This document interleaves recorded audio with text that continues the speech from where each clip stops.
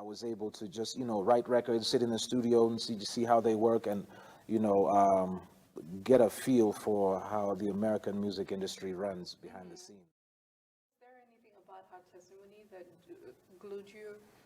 Yes, because I felt there was some similar things that I went through in New York. I was also making music in New York, and I came this close to selling my soul in New York. And at the time, I didn't know that this is what selling your soul is. You see, this is why Satan is such a deceiver. He can make you believe that what you are doing is the logical next step to success, but really it's compromise of your integrity. And if you compromise your integrity, you've sold a portion of your soul. That's true. And the more you compromise, the more of yourself you lose. And so I was offered a deal through a girlfriend that I had at that time who was half Jamaican and half Italian, and her name was Crystal. And she told me, she listened to my music and she was like, "Man, you're international. You could get a deal, And then she was like, "Why don't you have a deal yet?" And then she said, "Oh, I know. You need to speak with, you're not in the club." And then she decided that she was going to connect me with someone who can put me in the club, and the club is being initiated. And once you're initiated, then she told me, you'll have a deal, you'll have a... So that's initiating you into the Illuminati? Into Satanism, yes. The Illuminati themselves are so high up that, entertainment and things like finance and things like governments and things like corporations are far below them. They're, right. The Illuminati are bloodlines of specific families, 13 in number. So these bloodlines are in such a position of power that they have the legal ability to print money from central banks. So that's where real power is lying. So everybody else is just a puppet below them. So Satan has a hierarchy. So there's his children, and then his corporations, his banking institutions, his governments, and then the general population of people. So, among the people are the entertainers, and the entertainers are sponsored by corporations and things like that. There's a hierarchy, but to be in the club, they must initiate you. Yeah. Okay. Just like when you become saved, God puts his Holy Spirit in you so that you can live an efficient Christian life. Even when you sell your soul to the enemy, he puts his spirit in you so that you can do exploits in that world. So, yeah. I hear you. Well, let's just take a short break and we'll return.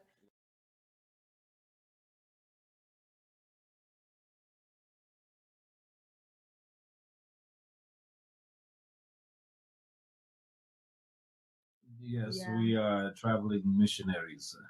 Traveling missionaries. Yes. But we also plant churches. We've planted a church in Uganda, and also, we run so many things in ministry. Yeah. One of the things that artists do, and any really good artist has the ability to be used as a muse or by a muse. And now, what do I mean by that?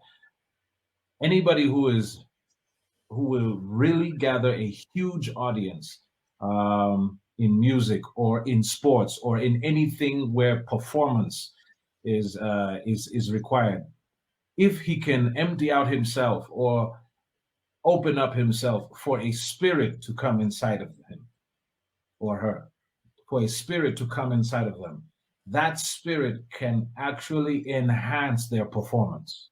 Okay, so you'll find that on Hollywood sets, a lot of these not a lot, all of the A-list, the so-called A-list actors, actresses, they will, before they play any role, they will go through their ritual.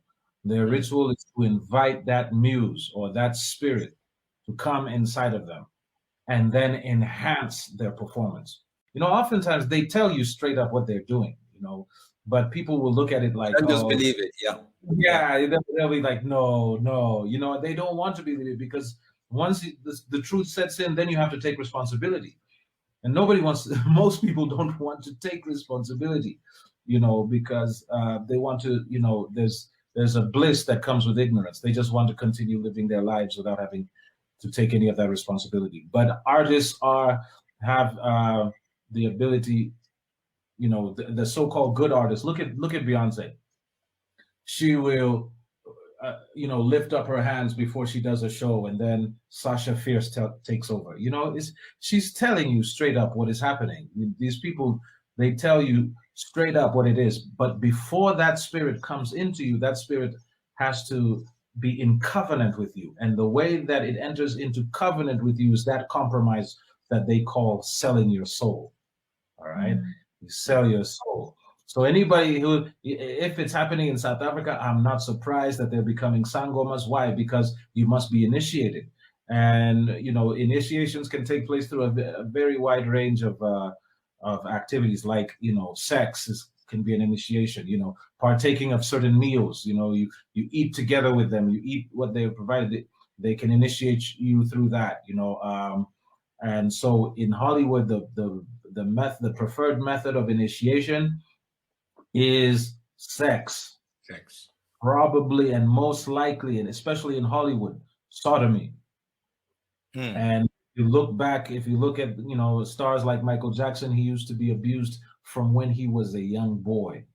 They would abuse him in the television set, and right there in the television station, right before he goes up on stage, he would be abused, and that spirit would transfer from the person abusing them into the person who's being abused, and that spirit now begins to run their life, and that spirit, you know, will find expression while they're on the stage. And while they're on the stage, you know, people are going crazy, you know, saying, wow, what an amazing talent. You know, people are screaming and they're, you know, sending accolades, but they don't know what they're doing. You don't realize that you're praising a spirit.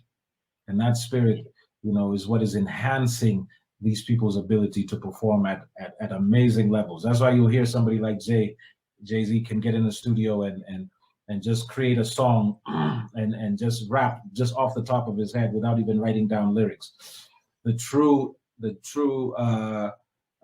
way to do that is to allow a spirit to enter into you and to use you. So the people that have the ability to yield to those spirits also have the ability to perform at, you know, levels that will amaze the public. And when the public is amazed, of course, the money starts rolling in and you get rich and famous. And the public will look at you as if you're some kind of superstar. You've got it all together. You've got the big house, you've got the cars, you've got the women or the men or both, you know, and people are idolizing you, but they don't know that there is a covenant and an altar that dominates your life.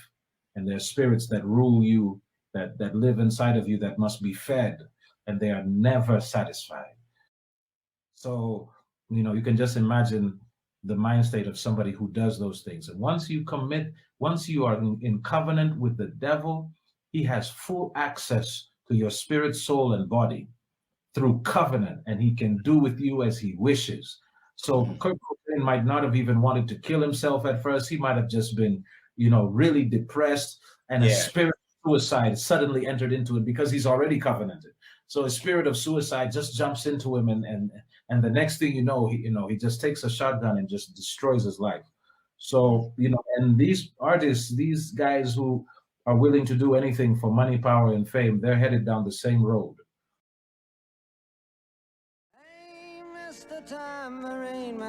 And produced 500 songs You got a lot of nerve. and more than 40 albums. How does it feel? You ever look at music that you've written and look back at it and say, whoa, that surprised me? I used to. I don't do that anymore. I don't know how I got to write those songs. What do you mean you don't know how? Well, those early songs were like almost magically written. Darkness at the break of noon, shadows even the silver spoon, a handmade blade, a child's balloon. Eclipses both the sun and moon. To understand, you knew too soon. There's no sense in trying. This Dylan classic, It's All Right, Ma, was written in 1964. Mouthpiece, the hollow horn, plays wasted words, proves to warn that he not busy being born, is busy dying. Well, try to sit down and write something like that. There's a magic to that, and it's not Siegfried and Roy kind of magic. You know, it's a different kind of a penetrating magic. And you know, I did it. I did it at one time. You don't think you can do it today? Does that disappoint you? I mean, Well, you can't do something forever, and I did it once, and I can do other things now, but I can't do that. you probably know Rolling Stone magazine just named your song, Like a Rolling Stone, the #1 song of all time. 12 of your songs are in their list of the top 500. That must be good to have as part of your legacy. Oh, maybe this week, but you know, on the lists, they change names, and you know, quite frequently. Really, I don't really pay much attention to that. But it's a pat on the back, huh? This week it is, but you know, who's to say how long that's gonna last? Well, it's lasted a long time for you. I mean, you're still out here doing these songs, you know, you're still on tour. I do, but I don't take it for granted. Why do you still do it? Why are you still out here? Well, it goes back to the destiny thing. I mean, I made a bargain with it, you know, a long time ago, and I'm holding up my end What was your bargain? to get where I am now. Should I ask who you made the bargain with? with you know, with the chief commander. On this earth? And on this earth, and then in a world we can't see.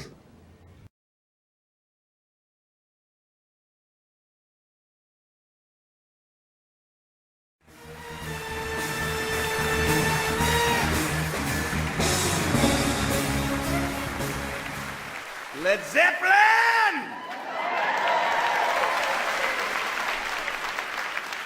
Bonzo!